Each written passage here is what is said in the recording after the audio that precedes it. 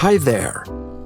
In this video, we are going to learn about food safety critical control points, and we'll focus on how to prevent any compromise in food safety. As we've already learned about the procedures for supplier selection, food transportation and receiving, let's move on to food preparation.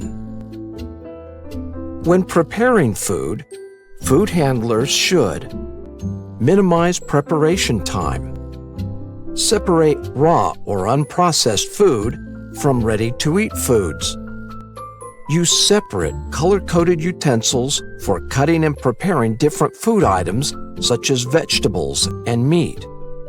Avoid using bare hands for handling ready-to-eat foods. If bare hands must be used, then they must be washed. Use only clean and disinfected cooking utensils when handling food. Cooking is the most critical point in preventing food poisoning. Inadequate cooking, especially of raw animal products, allows harmful bacteria or pathogens to survive. Food such as meat, fish, poultry, and eggs should be cooked thoroughly to kill food poisoning bacteria. These foods should be cooked to an internal temperature of 75 degrees Celsius and measured at its thickest part using a calibrated thermometer that is clean and disinfected. The thermometer should remain at 75 degrees Celsius or above for 30 seconds. Once high-risk food is cooked, its temperature should be maintained at 60 degrees Celsius or above at all times using hot holding equipment.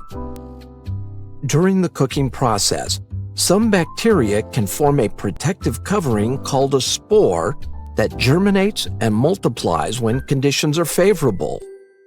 Hot holding is essential in preventing the multiplication of these spore-forming bacteria, especially when a large volume of food is prepared in advance, such as buffet service. Food intended to be served or displayed cold should be maintained at 5 degrees Celsius or colder to prevent bacteria growth. The time and temperature of cold food should be noted before it is served and every 2 hours thereafter.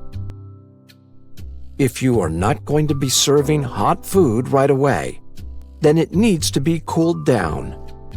This is done by using a blast chiller, an ice bath, or a spoon to stir stews or curries. If a blast chiller is not used, the food temperature should be reduced to 20 degrees Celsius within 2 hours, and then placed in a chiller for further cooling to 5 degrees Celsius within 4 hours. If large amounts of food are prepared in advance, then it should be cooled in shallow batches for storage. If food is reheated, it must be reheated to an internal temperature exceeding 75 degrees Celsius and consumed within 2 hours. Do not reheat food more than once.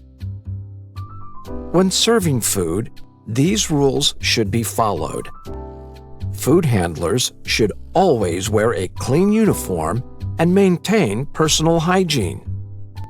They should also make sure not to touch food with their bare hands. Food should always be served with clean utensils and should be properly covered. Food temperatures should always be maintained outside of the danger zone. Food should be served as soon as possible and not left outside for a long time.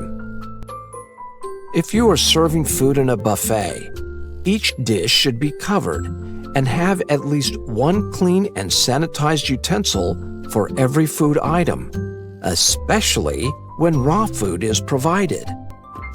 Food temperatures should be kept outside of the danger zone and displayed in hot or cold zones as needed. Food in these zones should have their temperature checked every 2 hours with a clean and sanitized thermometer. Moreover, this food should be constantly stirred to maintain a consistent temperature throughout. If you are displaying food at room temperature, make sure to discard it within 2 hours. Best practices recommend preparing and serving food in small batches that can be used within a 2-hour time frame.